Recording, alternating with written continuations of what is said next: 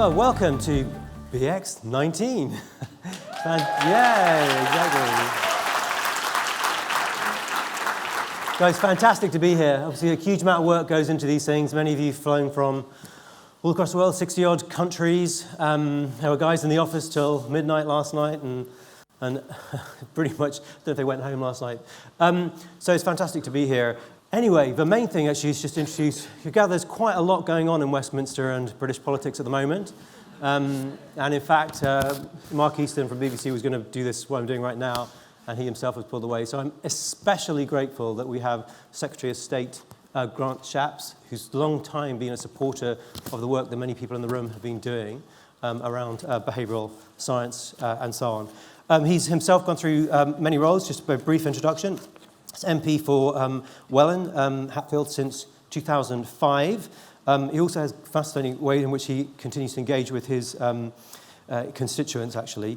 He is currently Secretary of State for Transport, so he's going to try and save the planet by getting us all driving electric vehicles and so on, as well as thinking about what to do with high-speed 2.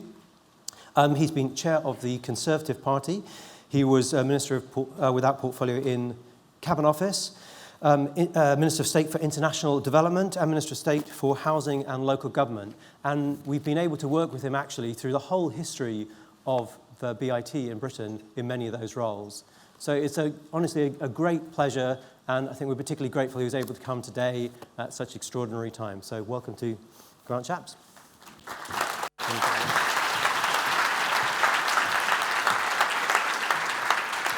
Thank you very much, David, and thank you, and hello, good morning to everybody here from London and from around the world. And can I say, what a huge privilege it is to share the stage with you, David, and to be speaking in front of, rather than sitting where you are, the great Cass Sunstein right here. It's completely mind-blowing, absolutely amazing.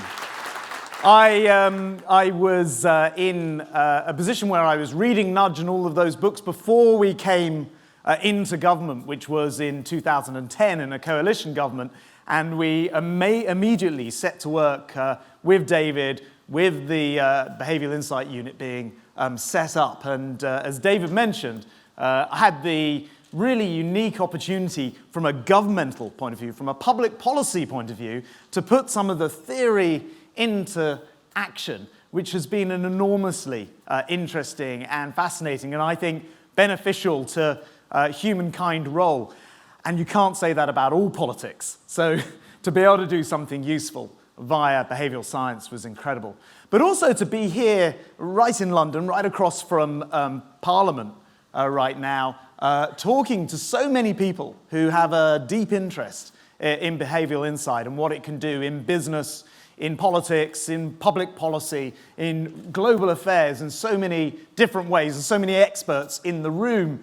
I'm not sure, though, that even the assembled masses of brilliant Nudge experts here can tell me what the hell's going on across the road in Parliament as we debate Brexit deep into the night. But as David mentioned, I got the opportunity to use behavioural insight in a whole range of different areas. First of all, I was housing minister, and we worked together to work out how we could persuade more people to buy their own homes, people who had social tenancies.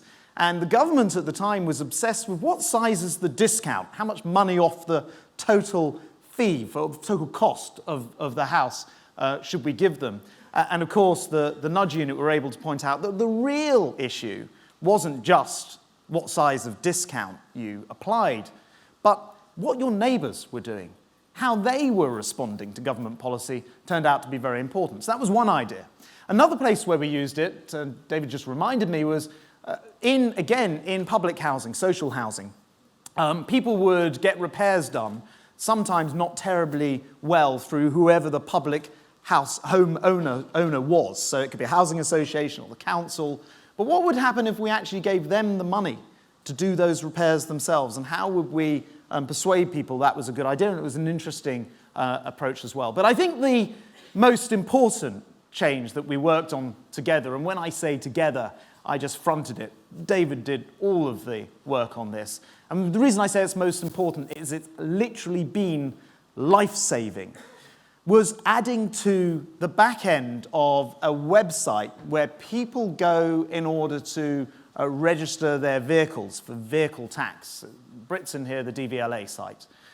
When people go there and they pay an annual fee for that registration, just adding on a simple question at the end, tested in a variety of different ways, which essentially said something like, most people are on the organ donation site, or have registered themselves for organ donation. Do you want to? And then leading people through to that page. Massively improved sign up for organ donation. And in that space, I think we can be the most proudest of all, because it will have quite literally now, there are people walking around on this planet who would not be alive today if it wasn't for research into behavioral economics. And I think that is an incredible testament to the movement that you've got going and has become entirely global.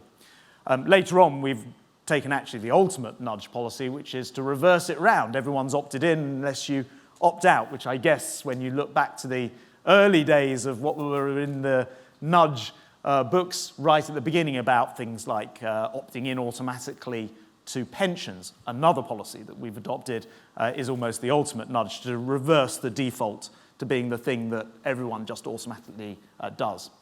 So, absolutely armed with all of these different nudge experiences, and in my current role, which is as Secretary of State for Transport, so cars, planes, automobiles, boats, everything to do with transport, space now as well.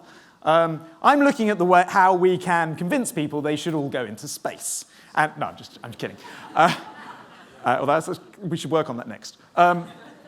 Instead, I'm looking at how we can sort of turbocharge, almost certainly the wrong phrase, the use of electric cars. Definitely not turbocharging, just getting people to buy them. So here are the facts. Only 0.2% of the British population currently has an electric car. So 99.8% of the cars on the road are not electric, although there are some that are hybrid in that figure too. But here's the interesting thing. Why don't people get electric cars? Answer, probably number one, range anxiety. People are worried that they won't be able to complete their journey or get back again in an electric car. So David and I have been speaking about this problem. Here's another extraordinary fact. It turns out, actually, that there are now in the UK, already, at this point in time, more charging locations than petrol stations.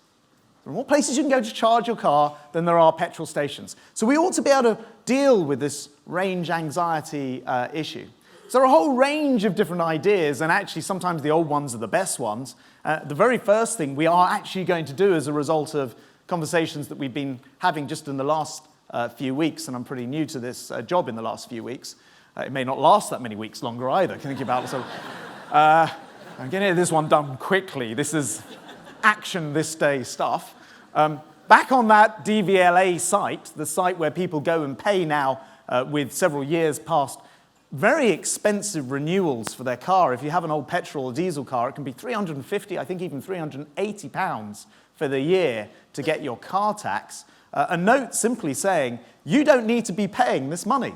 Have you looked at this website, and we've got the website to send people to, where there's a range of electric cars and maybe points people to the retailers and what have you. And I think that sort of idea will massively drive forward the uptake of electric cars. I just got mine with enormous foresight. I ordered it 2 years ago and got it the first week that I became Transport Secretary. That was also part of the problem. There can be quite a delay in the delivery of this new technology. So, but it's absolutely fantastic. I absolutely love it. And of course, it's a completely different mentality. I was just talking to Cass about this. You have to, of course, plug it in, ideally overnight, and then go out with it 100% charged the next day. So as I've said to my teenage kids, who are completely incapable of ever leaving the home with their mobile phone on 100%, they will never be able to drive electric cars. Because every time, I don't know, anyone's got kids here, we leave home, I say, guys, are your phones charged? Oh, mine's on 11%. We're out for the day, guys. Why didn't you charge your... So there's a change in approach required.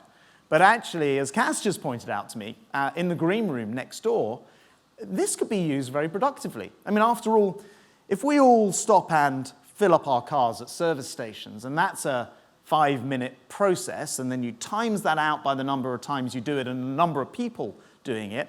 That is many, many hours of otherwise productive time pretty much wasted. Whereas if you can plug in overnight and charge, and there are many challenges, including on-street parking.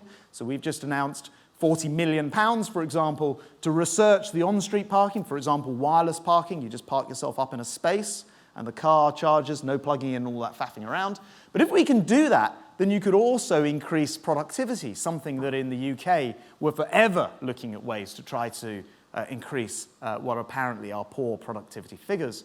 So there could be many, many advantages, social and otherwise, but most of all, nothing will really top stopping 30,000 people dying a year from respiratory diseases because of the fumes that we pump out into the atmosphere. So I think there will never be an end of the road of things that we should be doing with Nudge. I think there are fantastic opportunities, enormous horizons, much to the betterment of humankind. I think this behavioural exchange conference is absolutely the best thing happening in London this week. The most exciting thing. The most exciting thing happening in London. And when people ask me, Grant, what went on in Westminster today, I won't be telling them about shenanigans over the road. I'll be telling them that I came here to this brilliant Nudge conference. So David, Cass, everybody else involved, thank you for putting this on. Thank you for making London the electric engine of the whole of behavioural science. It's an incredible movement which has gone global and worldwide. Have a fantastic conference. Thank you for giving me the privilege of opening it. Thank you so much. I really appreciate it.